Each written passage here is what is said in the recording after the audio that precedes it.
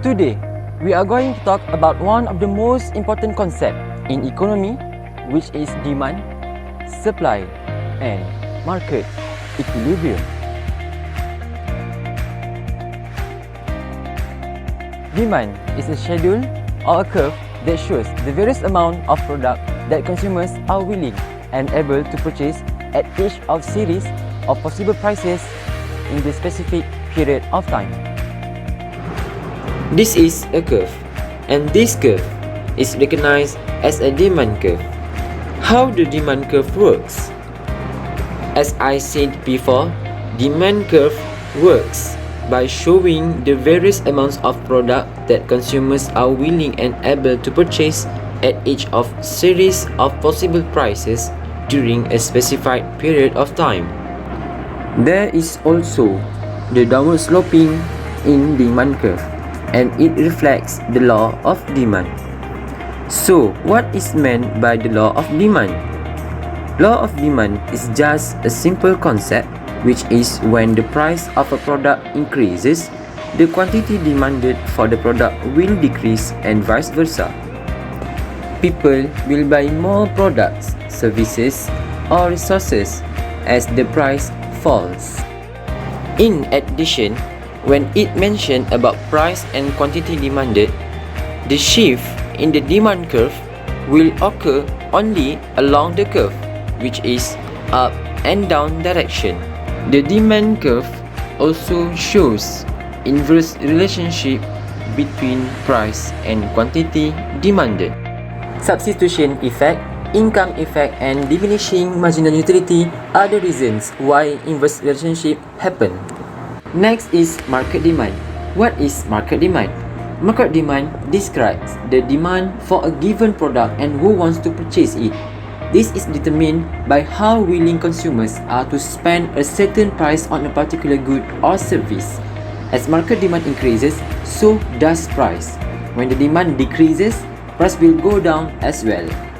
The last part in demand is determinants of demand.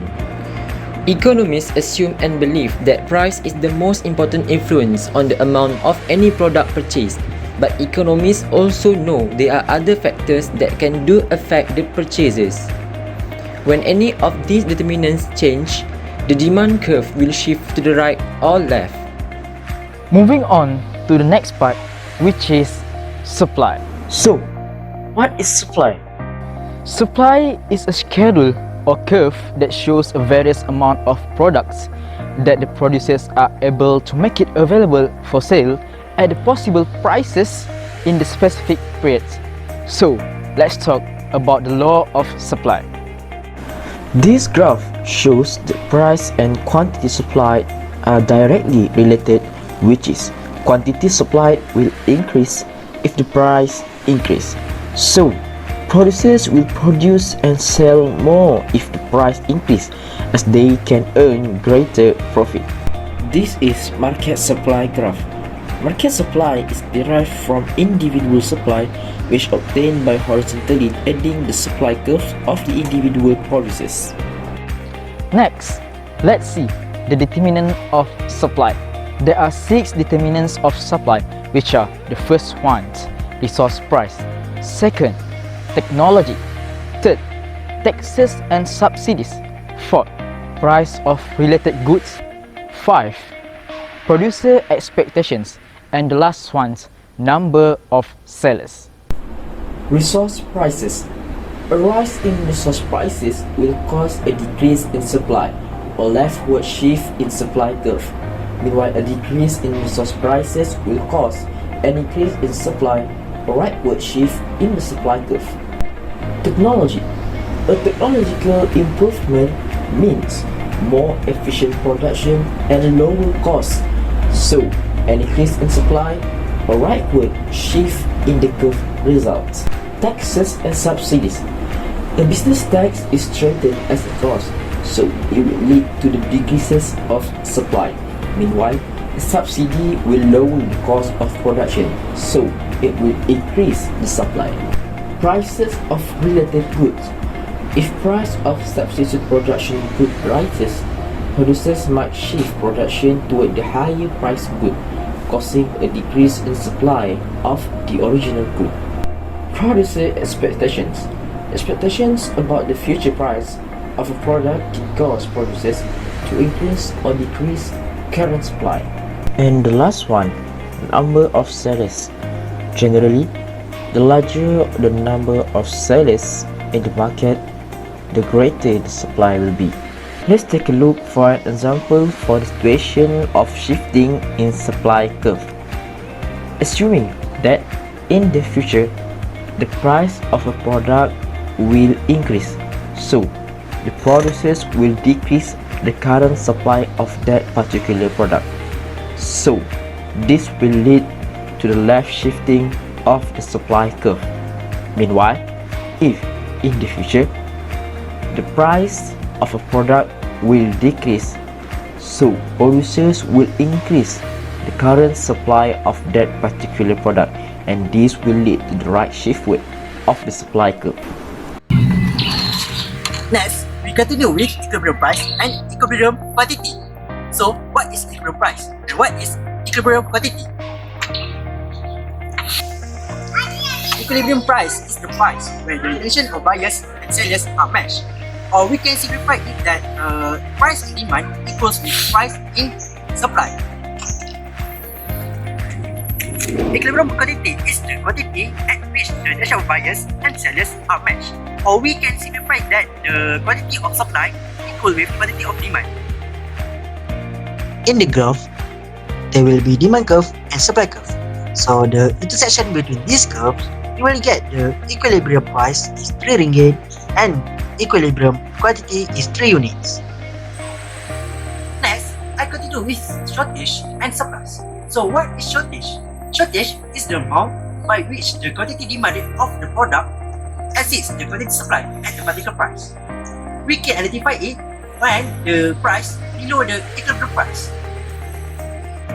In the graph, at the price 2 ringgit, we can see from demand curve that quantity demand exceeds quantity supply at that price. The result is a shortage of 2 units. Next, what is surplus? Surplus is the amount by which the quantity supply of product exceeds the quantity demanded at a particular price. We can identify this as a surplus when the price is above the equilibrium price. In the graph, at the price 4 ringgit, we can see from supply curve that quantity supply exceeds quantity demand at that price. The result is a surplus of 2 units. What effects do in changes in demand and supply on equilibrium price and quantity? Changes in demand. There are two situations about this. The first situation is when changes on demand increases or shift to the right. Both equilibrium price and quantity are increased, which are 4 ringgit and 4 units. The second situation is when changes on demand decrease or shift to the left. Both equilibrium price and quantity are decreased, which are 3 ringgit and 3 units. Changes in supply. There are two situations about this. The first situation is when changes on supply increases or shift to the right. The equilibrium price is decreased to 2 ringgit, but equilibrium quantity is increased, which is 4 units. The second situation is when changes on supply decrease or shift to the left. The equilibrium price is increased to 3 ringgit, but equilibrium quantity is decreased, which is 3 units. Lastly, what are the effects of equilibrium price and quantity when they are complex cases in the demand curve and supply curve? So, there are 4 situations about this. The first situation is when changes in supply increase and changes in demand decrease. So the effect on equilibrium price is decreased and the effect on equilibrium quantity is indeterminate. The second situation is when changes in supply decrease and changes in demand increase. So the effect on equilibrium price is increase and the effect on equilibrium quantity is indeterminate. The third situation is when changes in supply increase and changes in demand increase. So the effect on equilibrium price is indeterminate, but the effect on equilibrium quantity is increased. The last situation is when changes in supply decrease and changes in demand decrease. So the effect on equilibrium price is indeterminate and the effect on equilibrium quantity is decreased.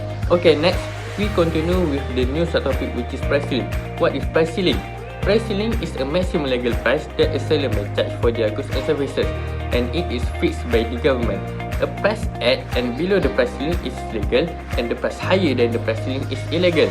So, what is the rationale for the government to introduce the price ceiling? Basically, this price ceiling will enable the consumer to purchase or buy some essential goods that they couldn't afford at the equivalent price. If we see the chart, firstly we realize that the price floor must be below the equilibrium point, which means there is a shortage. When there is a shortage, the demand will be greater than the supply. This will cause the rapidly rising price because of the shortage. And this is the time for the government to help the consumer buying power by introducing the price ceiling of the goods or services. By introducing it, the price will be fixed and the supplier cannot put the price of the goods at a unreasonable price. So, the consumer can keep buying the goods and services without any problem. For example, in this current pandemic COVID-19 situation, at the time the Ministry of Health of Malaysia announced that they approved 2 COVID-19 self-test kits, which are Celerium RTK and GMAT RTK, to be distributed. Both of the self-test kits RTK had been sold for RM39.90. This price is really high and will be a burden for the consumers, especially during this hard pandemic COVID-19 situation where many people don't have jobs. Because of that, the government through the Ministry of Domestic Trade, Cooperative and Consumerism has set the price ceiling for the RTK antigen self-test kits at the price of RM90.90 for the retail price and RM60 for the wholesale price. The Ministry of Health Malaysia, Khairi Jamlin, also had told this great news using his Twitter account on 2nd September 2021. The price is about half from the real price before, and this will absolutely help the consumers in purchasing these test kits. And finally, price floor.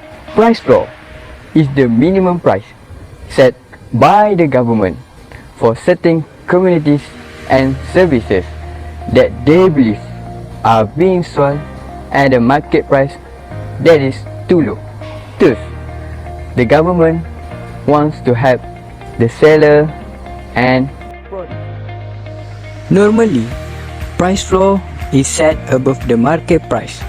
Then, there will be a surplus or an excess of supply. When this happens, producers who cannot foresee this situation will keep producing the largest quantity. As a result, buyer will not buy those goods at the higher price. So, there will go unsold goods and services.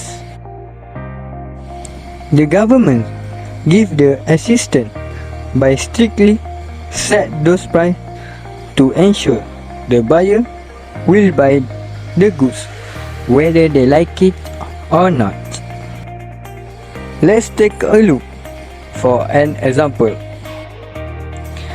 Baling Member of Parliament Dato Seri Abdul Aziz Abdul Rahim has called on the government to consider fixing the floor price of scrap rubber at RM3.15 per kilogram as a long-term measure to increase the income of smallholders in the commodity sector during COVID-19.